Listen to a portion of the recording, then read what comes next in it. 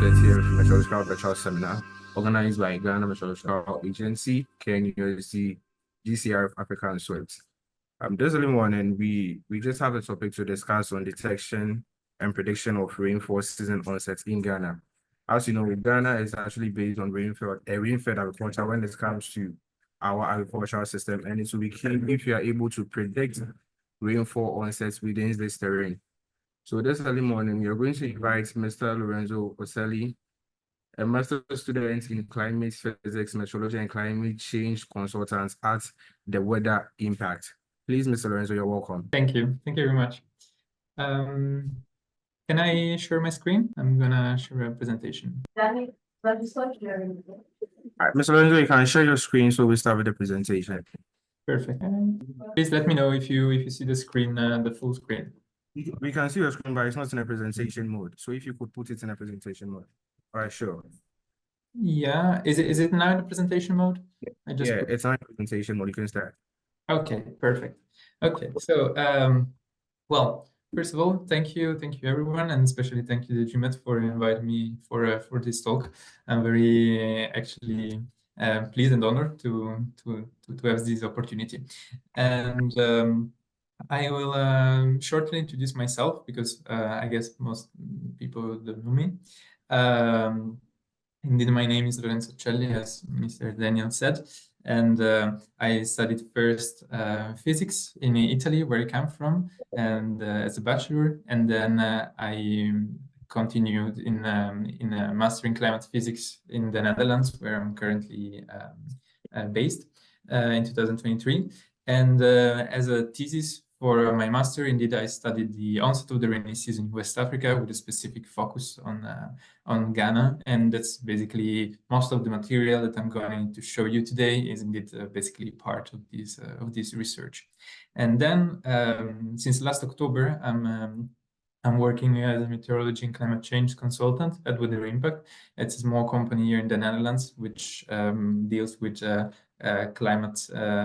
digital climate services for small farmers in Africa, and it's where also I did my thesis. And from October on, I'm working there. And I will also show you a bit the work that we do there, because I think it's very important about the passage from having some data to creating some services for the end user, which I think you're all quite interested in. As I said in the chat, I just dropped a message before. If you just want to share with me also what's basically it's your job, if you work for GMET or if you are in other organization, just also to help you know, the audience that I'm talking to. And going on, so I'm just showing you like a small outlook of today of the presentation. Basically, well, I'm gonna start, of course, about why we are talking about the onset, and then there will be a very more meteorological part about my thesis. I'm not gonna be very technical or in detail, but just to show you basically how since it's a meteorological seminar, let's say talk a bit about how we can predict the onset. And then second part, it would be indeed from like the shift to having from data to services. So how to basically bring this data and services to the end users. And I'm really happy if in any moment you have questions, then if you want just to raise them and speak up, I'm totally fine with that. So why are we talking about the onset of the rain? Well, I'm used to talk and give this presentation more in Europe, where I think it's more necessary to explain it. Here, I think it's a bit almost not necessary, but I will just spend a few words. As you all know, I think in any tropical monsoonal climate country, as also Ghana, the onset of the rainy season has a very huge influence, first of all, on rain-fed farming, which is what I'm going to focus on today, but also on many other aspects of the society life, for example, on diseases, vector-borne diseases, on droughts and floods alert, and also on hydropower production. And specific about agriculture, of course, most of the crop, especially, for example, maize and this kind of wheat crop, are planting during the onset. And the onset most of the time is really like the most important time of all the agricultural season. And there are quite some studies about basically the influence of the onsets. So if early or late onset was the influence on the yield of each crop. That can be quite high, quite up to 30%, only second only to basically the temperature influence on this. And Ghana, if I read the last statistics, most around 39% of total like employed population is employed in agriculture. So of course we're talking about a topic that is affecting a very large part of all like Ghana's population. Well, now it starts, let's say, the more meteorological part, where indeed I'm going to talk a bit about how I tried to create prediction of the onset for West Africa and specifically for Ghana. And the rainy season, it's determined by mostly a wind pattern, a wind change, which is called the West African monsoon. I'm also gonna actually use the laser pointer, so I think I can. You should also see my cursor. And what it happens basically that there is like oscillation of this wind pattern with winds that are basically there are two kind of winds. So winds coming from north, so northerly winds from the desert, so very warm and especially dry, that bring, let's say, the dry season, and then wind coming from the south, so from the ocean, so they form much more humid, moist, and bringing so the rainy season into the country. And this pattern, basically, this interface between the wind coming from the north and the south oscillates during the season. And when basically the winds coming from the south are weaker, then it's the dry season time. While when the wind from the south can basically proceed more inland, then that's when the rainy season happens. And I'm sorry about the resolution. I could not get it better in the presentation, but this is basically animation about what you see is the precipitation for each month of the year. And you can really see basically that there is this shift from south to north during the spring month. So during March, April, the precipitation starts to go northward, and it's all the blue area. And around August, you see that there is a very nice, like, whole band of precipitation over the north of Ghana, and then they start to go back. And therefore, if you look basically at how it looks like from the observations, what you see here is a map of Ghana. It's divided in three regions, basically south, center, and north, based on how the rainy season basically proceeds. And you can see that basically in the south, which is the lower graph, the blue bars basically are all like precipitation data. This is climatology, so what is usually in the climate. And you see that basically you can distinguish two rainy seasons, let's say. So one from, let's say, from March until July, and then decreases. There is not really a stop, but there is a decrease in precipitation in around August, July, August, and September. And then there is a smaller rainy season afterwards during October, November. And this is because basically these winds, they shift northwards and then shift again southwards. So the south of Ghana, it's interested two times by this movement, and that's why you have two rainy seasons. Well, if you go to the north, so for the blue plot, so to the blue area, you see that here instead the rainy season is much more clear, like it's just one, and he has a quite strong peak around August, September. And then it decreases also very rapidly. And basically outside of the rainy season, so from November to March, there is no rain at all. And this is because the north of the country is really at the limit where this movement of the wind finish. So in practice, how could we predict the onset? This is really what I tried to do during my thesis research, and the objective was basically to generate a prediction of the onset that can be used for agricultural decision making. And this means that basically the onset needs to be very local, because of course the precipitation can vary quite a lot from a location to the other, even only a few tens of kilometers apart. So we wanted to have a very local perspective. What we basically, very in short, let's say the method we used was first to identify the onset in the past, So looking at the climatology years, so from the 1980s to until now, we have precipitation data and to see where we can identify the onset. Then from this to study basically what can be the predictor of the onset. So of course we have rainfall precipitation, but also looking at if, for example, the wind pattern itself can be used to predict the onset. The third step is to create an algorithm that, given these predictors, so rainfall amount, winds, and so on, combine all of this. And basically, we need to kind of tune the algorithm, to reproduce the onset. And then a final step is to validate this. So is it working or not? I'm gonna very shortly define a bit what were the difficulties also of all of these. And one of that is that basically what is the onset? So it's I think if there are meteorologists also in the audience, they know that it's very difficult. There is no unique definition of the onset of the rainy season. And you can also use many different atmospheric variables. So you can use precipitation data, but you could also use outgoing long wave radiation, so to check where the clouds basically are, but also much more complex, let's say, atmospheric variables.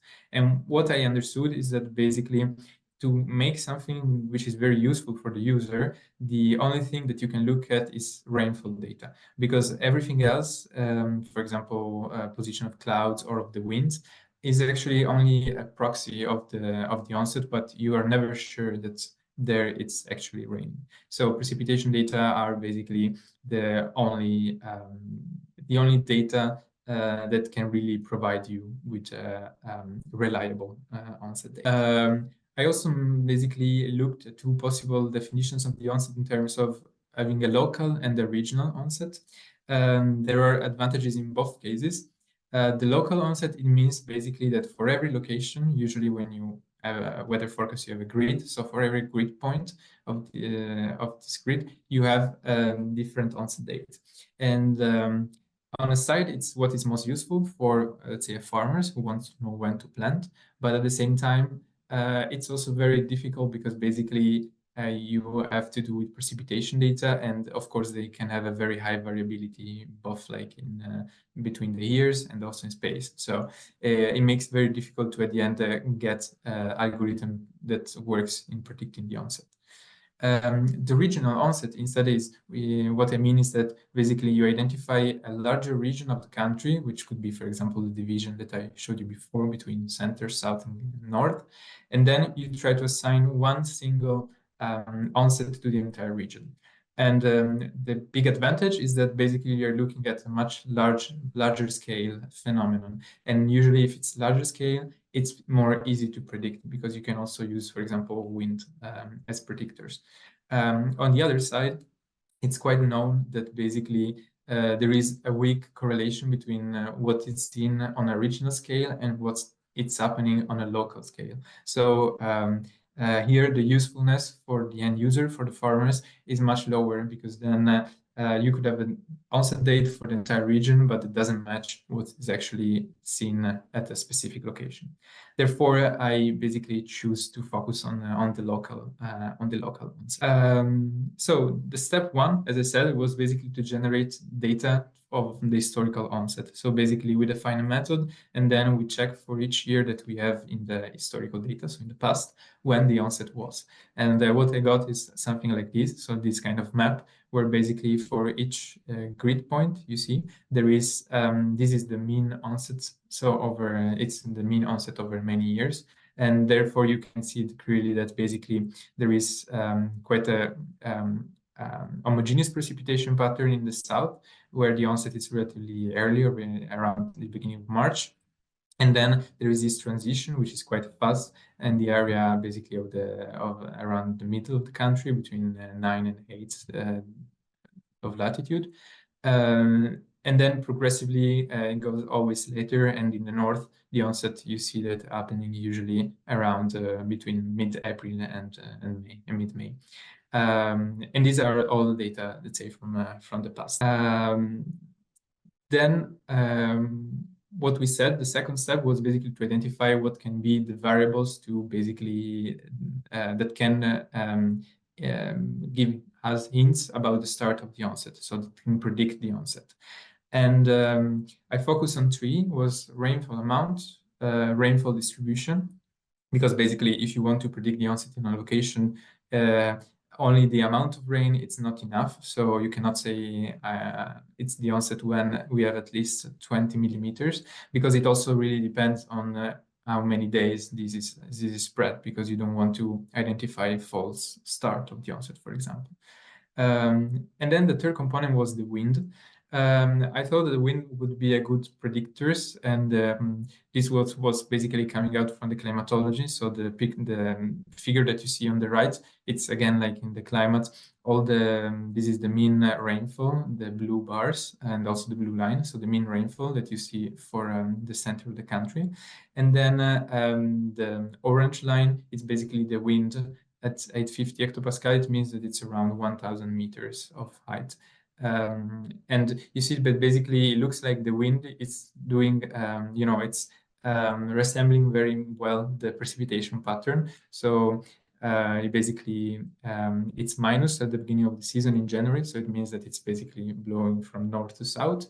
And then it basically get increasingly higher. So it means that basically it turns from north to south, it's blowing from south to north, and it stays positive during the whole rainy season and then goes back again.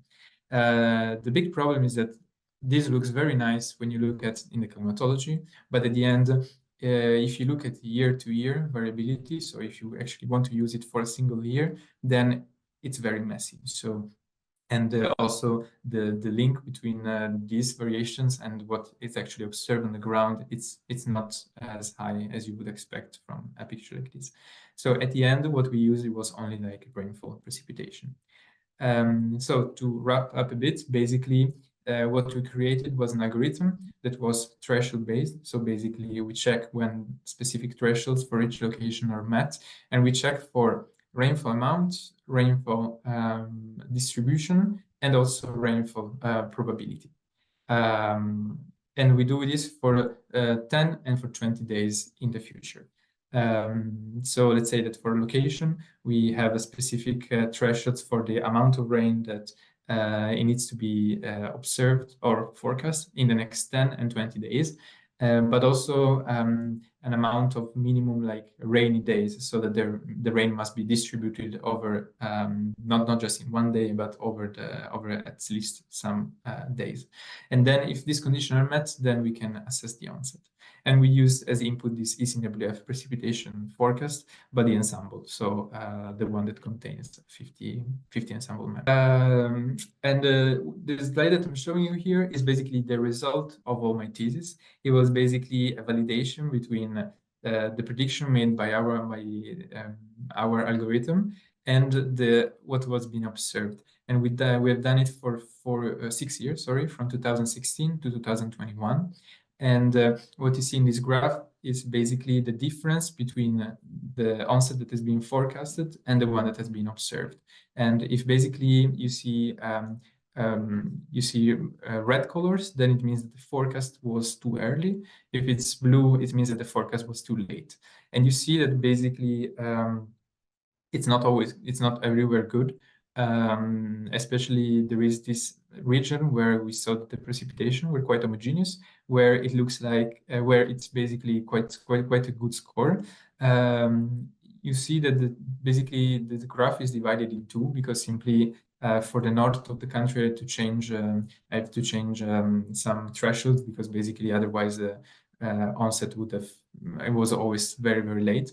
But anyway, it's still, you see that the forecast onset, it's anyway very late in most of the north part.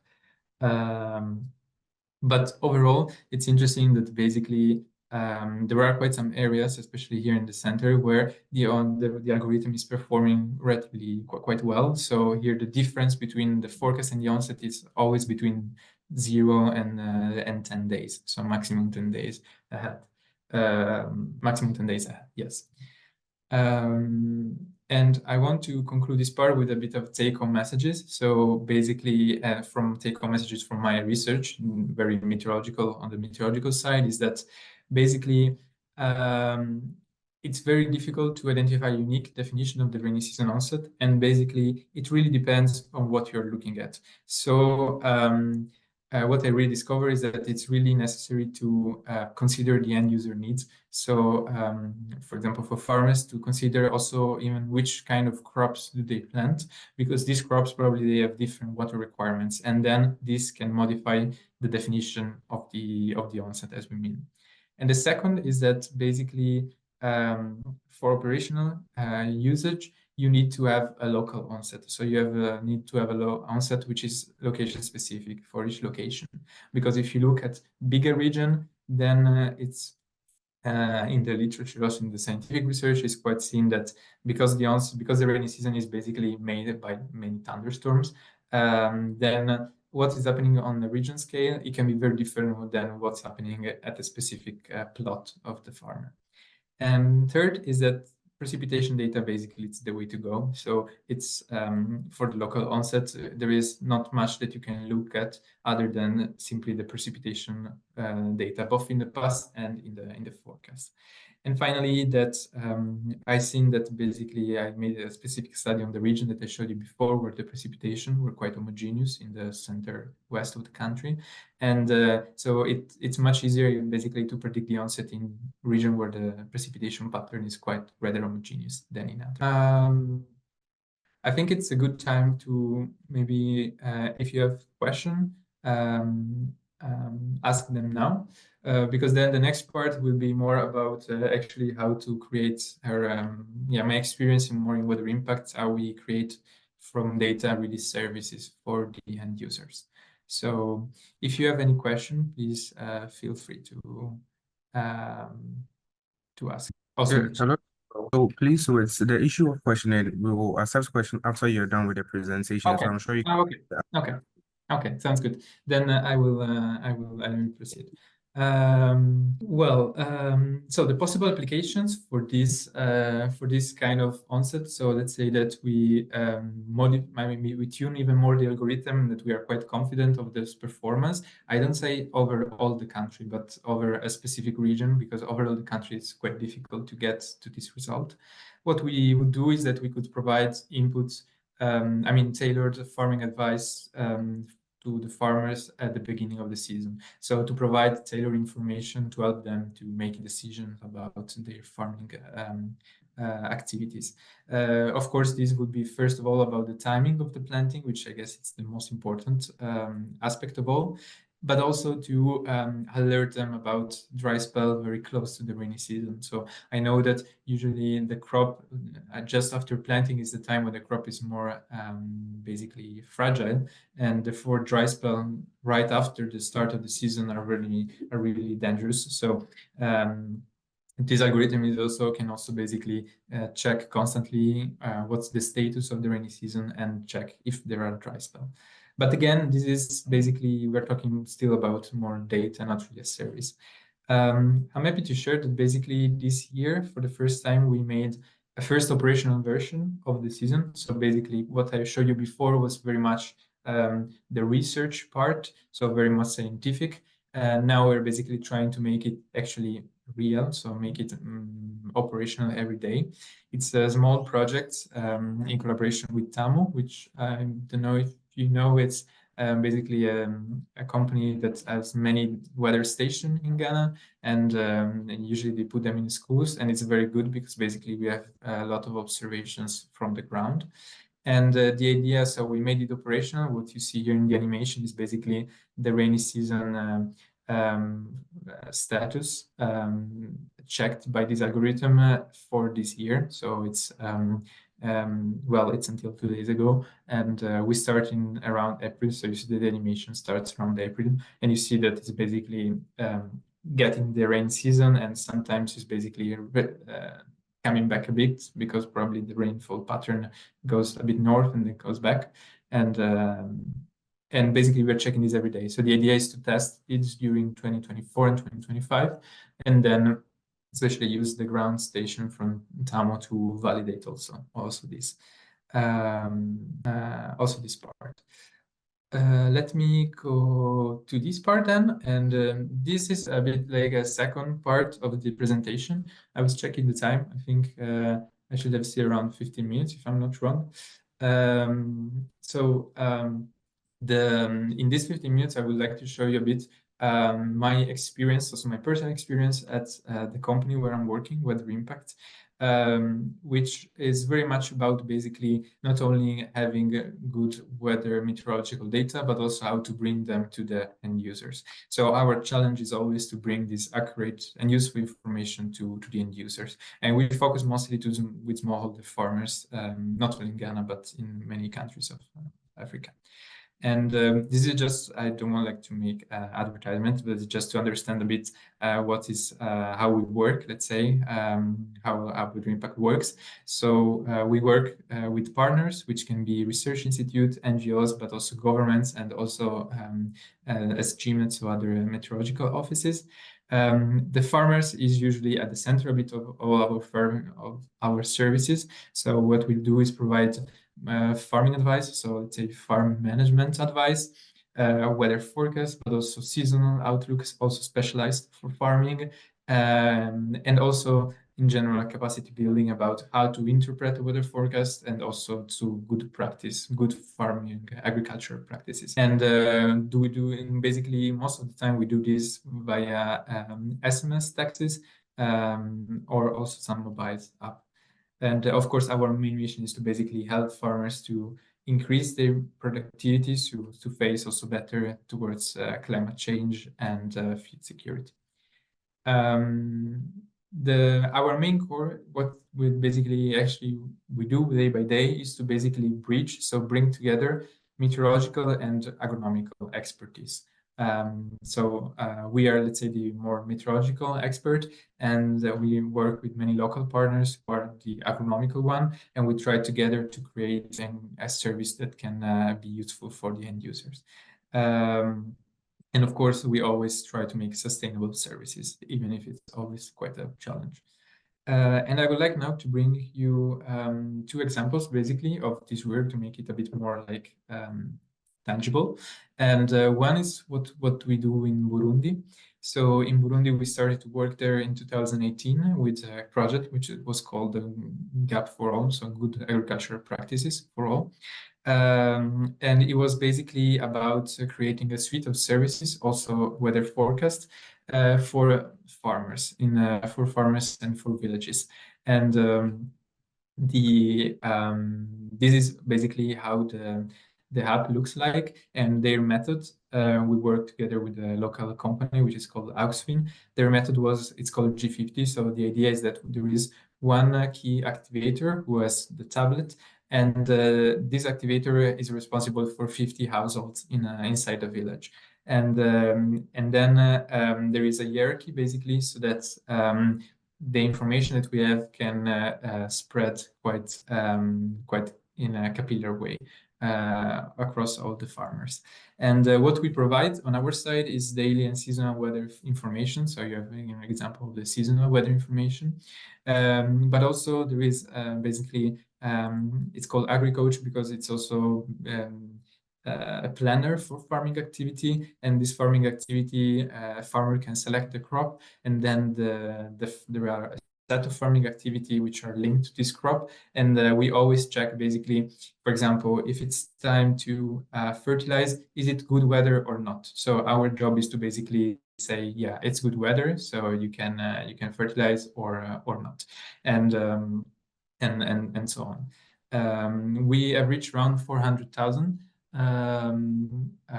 farmers with this method, and we are actually very proud about this because most of our projects are donor-funded one, so sustainability is always a big issue after the funding ends. But in this case, Auxfin managed to create a successful business case out of it. So now it's a project that is still going on after 2021 when the funds ended. So this is the fourth year that is going on, and it's also expanding to other countries such as Uganda and Burkina Faso. And yeah, a few basically lessons learned from this project was that basically the farmers experienced that they could improve their yields, and some of that even had surplus, so that could be sold. But it was also seen that both agronomical practices only or weather information only doesn't work. So you always need, if you provide weather information, also to provide good agricultural practices to be performed with them. Farmers basically evaluated that the start of the rainy season and the seasonal outlook are the most valuable information that they basically research, and that basically you cannot expect to, for example, provide farmers with weather information, good practices, and to see optimal result in 1 year only. So it takes time. Basically, the improvement and the impact builds up gradually during the years, because also some farming practices needs basically to be applied for multiple years, or also to be refined more and more. And what they do also is, for example, having some demo plots, which are very useful, where basically they can try first these new agricultural practices, and then they serve also as example for other farmers to be adopted. The second example I would present is a project that we have in Tanzania. It's again about basically providing farmers with climate services, and it's reaching farmers that grow maize and cassava in the Mara region, so very close to the Kenyan border around the Lake Victoria. And what we do here is a bit different, because here we directly send to farmers farming advice and weather forecasts via SMSs. And then local partners, they are training the farmers with good practices, and especially with weather forecast interpretation. And there is also part about citizen science, so collecting rainfall data. It's very valuable because basically more data from the ground can help to basically create a better forecast. And at the same time, also farmers, it's also very important activity for them, because they feel engaged, and also they can learn basically about also the rainfall patterns, because basically they do it every day, collecting the data, and they can also get a better feeling of what does it mean in a forecast, for example, 10 millimeters of rain. And these are examples of the messages that we send. So an example message could be when the maize is close to maturity, basically that you may harvest.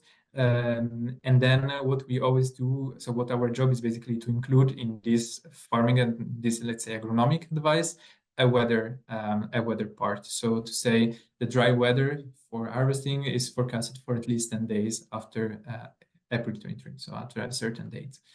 And in this way, we reach around 2,400 farmers, and we have 30 active citizen scientists that every day are collecting rainfall data.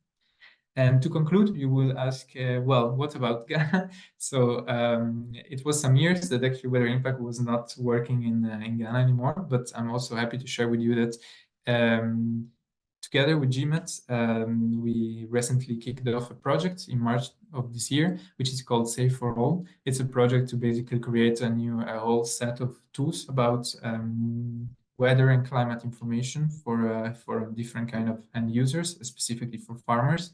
And I'm not sure about what's our GMET activity in this project, but on weather impact side, what we will try to do is basically to create a new tool to reach farmers to the last mile. So I said that now most of the time we use SMSs, but these SMSs are very costly, basically, and it's very limited what we can put in an SMS, because it's only 160 characters. So we try to basically create chatbot, which is basically the animation that you see going on the left, sorry, on the right. And this idea is to basically provide farmers that have access to the network and that have a smartphone tool where they can get all this information that I showed you before. So weather information, but also good farming practices and seasonal outlooks and so on, directly to their smartphone whenever they want. So it's information that are constantly available. And this is my last slide. I will conclude with Again, few lessons learned, at least from my side, also in this case from my activity here at Weather Impact, and how to basically bring good information to the end users. So one point is for sure that users, they don't consume data, they consume services. And it's something that also during my thesis, sometimes I forgot. I was very much into the scientific and into the more meteorological part, but at the end, you always need to think about what is really the need for the end users, and therefore also once you have good data that could be useful for them, you need to create a nice service where they can be indeed brought to the farmers. And what we also learned from the impact is that basically just sending a weather forecast via an SMS is basically useless if there is no training on how to interpret it. And especially for agriculture, it's very important to understand what does it mean, for example, a rainfall chance. So what does it mean high precipitation amount, but with low chance, and so on. And because otherwise, whatever we send, basically, the end user might just simply not understand it or understand it wrongly, and therefore maybe have less trust in the weather forecast itself. The service, of course, needs to be co-designed with the end users and the local stakeholders. And it's actually very nice that I'm doing this presentation for GMAT, because it's really like the kind of partners that we are most of the time we're most willingly to work on, because you are on the ground basically. And one point is that the solution we want always to create tailored solution, so specific to a single farmer's, for example, location or crop, but at the same time they need to be scalable. So basically automation is very important, because if you want to reach a lot of farmers, you cannot think that you can, assign a specific farming advice manually to each of them. So it's very important, this part about creating an algorithm that can be then scaled up for many farmers. But I have to say it's also most of the time the most difficult part. And finally, but this is very much on our side, on our company perspective, sustainability is the biggest challenge in climate advisory services. Most of the time, because these projects are funded by donors, and therefore it's very difficult to create a service that is sustainable also when the funding ends. And again, I'm very happy that I have the possibility to talk about this in these settings, also in the GMAT seminar, because indeed often having like the support of local institution, also institutionalize the service itself, it's really the way to go to make the service available. And with this, I conclude my presentation. I really hope that it was interesting for you. And if you have comments, I'm also here actually very willingly, not only to answer questions, but also to take on your feedback and your comments on it. Thank you. All right, thank you very much, Lorenzo, for your useful and very impactful knowledge, and also how to designate to the farmers to make life for farmers very simple. So we are going to open the floor for questions. When you have a question, you can raise your hand. We beacon on you to ask your question, or you can type it in the chat box so we read it out to you, Lorenzo. But before I start, Lorenzo, you made a prediction with the ECWMF precipitation forecast, if I saw right. Mm-hmm. Yeah, Sorry, so can you I repeat wanted to know. Yeah. I was asking you made a prediction with the ECWMF precipitation forecast, a data Yeah. from that for a prediction. So I was asking if we could get it so that we could validate it with our grounds data, if it is possible or it is fine by you. Yeah, so we use these in WF weather forecast. It's true. We use them most of the time because they have a higher resolution than for example, the GFS one. And we basically we do not validate the weather forecast themselves. So we use them as input data. But it would be a next step, very useful also to indeed validate also with ground data. Yeah. All right, thank you very much. So please, the floor is still open for questions. If anybody has a question, you can type it in the chat box or raise your hand so you can know to ask a question. All right, Lorenzo, there's a question in the chat box. Yes, And yes, Mr. thank you. For how many days of precipitation could you determine the onset of the rainy season? Yes. So what we do is to basically, so we take up to 20 days, actually 25 days ahead of precipitation data. So we basically have to combine the 15 days weather forecast of this NWF, the other 10 days of the subseasonal one. So we have in total like seamless 25 days of forecast. And then in that 25 days, we assess or not if the onset of the rainy season is starting. So basically, what you see is that you can assess the onset, let's say, in the next 10 up to 20 days. When you see basically the onset status, it's based on the forecast of the next 20 days. So you can assume that the onset will be within the 20 days. And I also saw another question actually was before about the wind. I'm just gonna try to collect it back. It was from Ikena, I think, and it was about if basically the wind speed is not good predictor of the onset because the wind is too coarse. And yes, basically the point is that indeed the wind, what I understood from my research is that the wind is very good to basically define the West African monsoon, so the rainy season phenomenon as a whole, so on a very regional scale, and that works. But at the same time, the rainy season on the perspective of farmers is really about, is it raining today or not? And this is basically due to convective cells due to thunderstorms that are passing by that area. So it's really two different scales, and there is really little correlation between the two. So you can say, yes, that the wind is on a two-course resolution, but also the wind is really much more an homogeneous atmospheric field, you know? So you cannot use it to predict the weather between here and between 10 kilometers far away, because probably the wind is going to be very similar. Okay, thank you. So Rafael is also asking, what criteria did you consider in calculating the onset season during your findings? Yes. So I considered three criteria. So based on precipitation, on the precipitation forecast. One is about the amount of rainfall that is forecasted.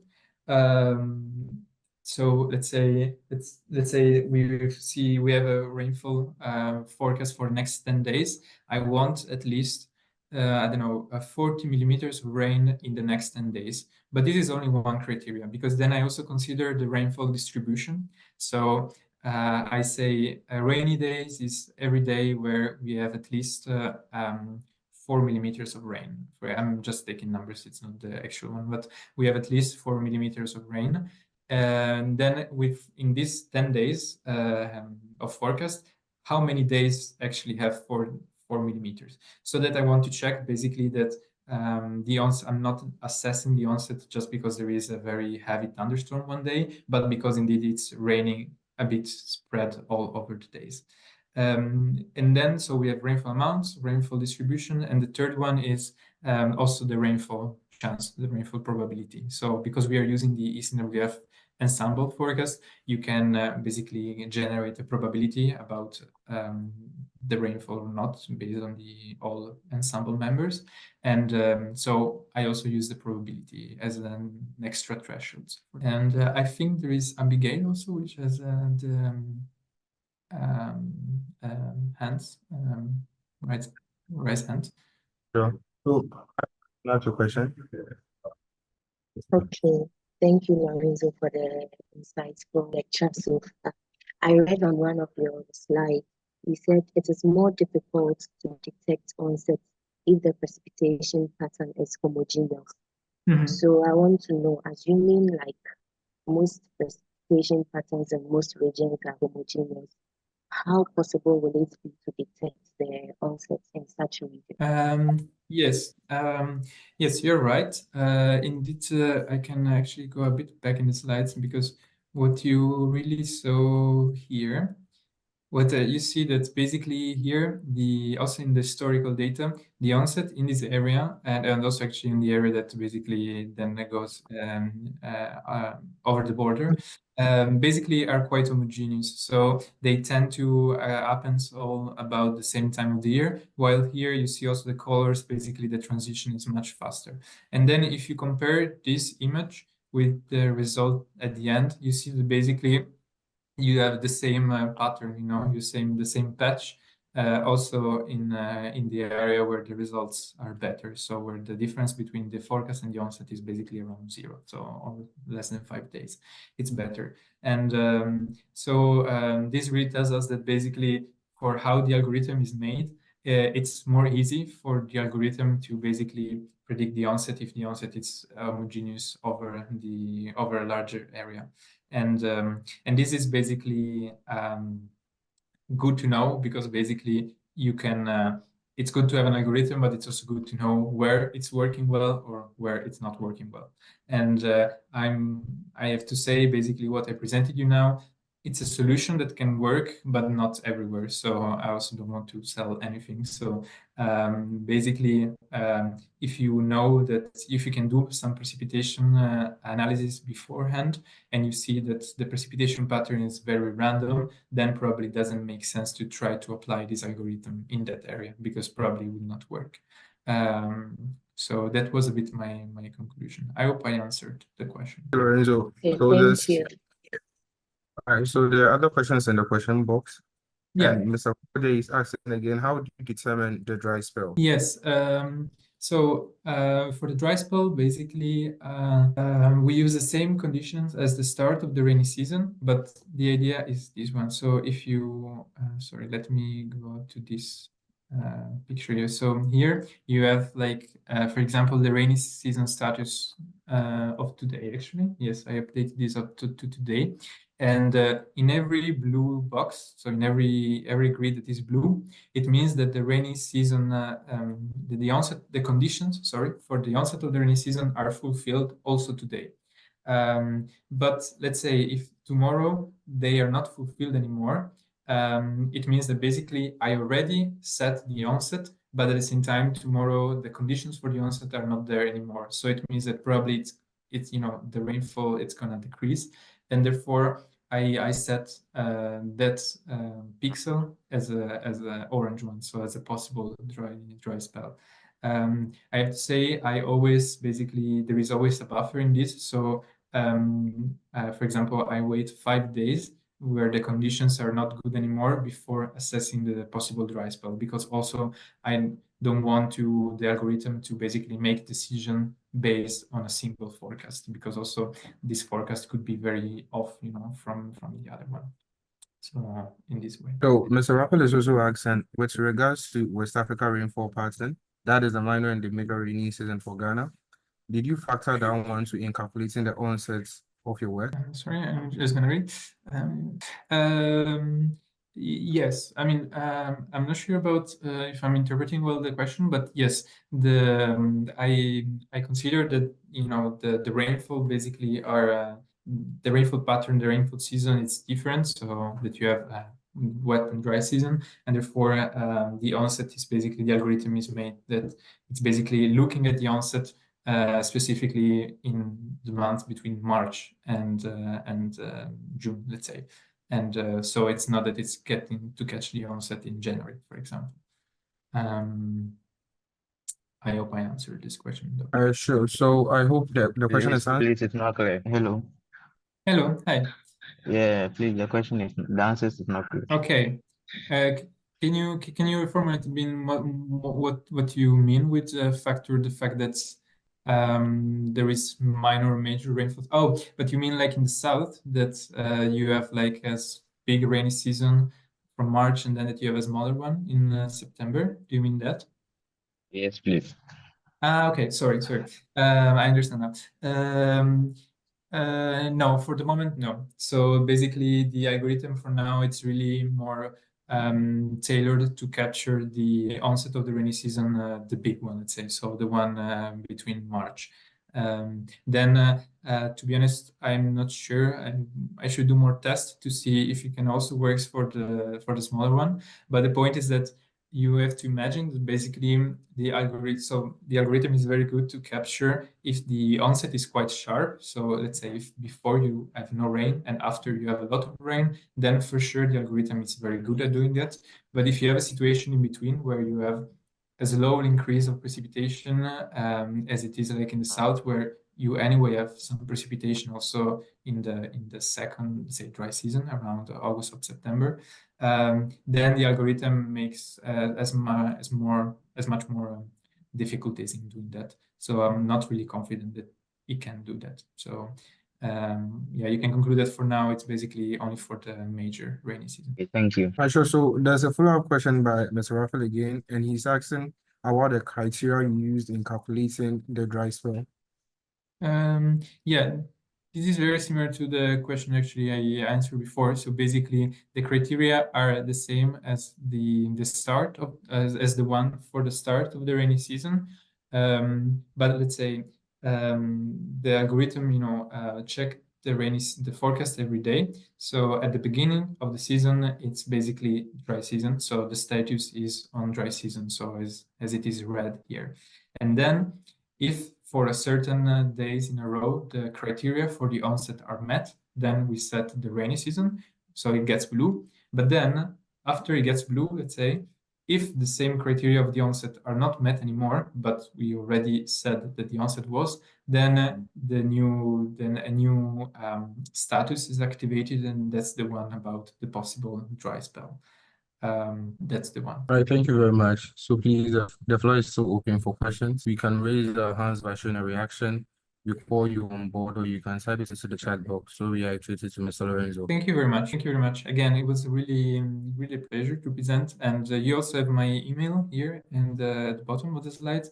So feel free to contact me if you have other curiosity, questions, or also remarks, because this is also a bit of an ongoing project. So of course, any feedback is also welcome. All right, so Mr. Lorenzo, there's a question again. Yes. Yeah. Did you do any validation with the data from previous years before creating an algorithm for the forecast? Yes, I did, and I did the validation with basically the historical data. The point is that basically it's always a bit difficult to validate the onset of the rainy season, because then you also need to define a method to detect the onset. So I took precipitation data, so the IMERG satellites precipitation data, and I took them mostly because basically they were allowing me to do this validation over all the country with a grid format, and then from this precipitation data, I had to basically detect the onset also in the past. So I did this, and basically this is the slide where this is shown. So this is the validation that was done. So basically here, what I do, I compare what are the forecasts that I forecast with my algorithm, and what are the historical onset dates. But also the historical onset dates, they are produced by the historical observation, so with another algorithm. So it's always a bit difficult to understand, with what are you comparing the two.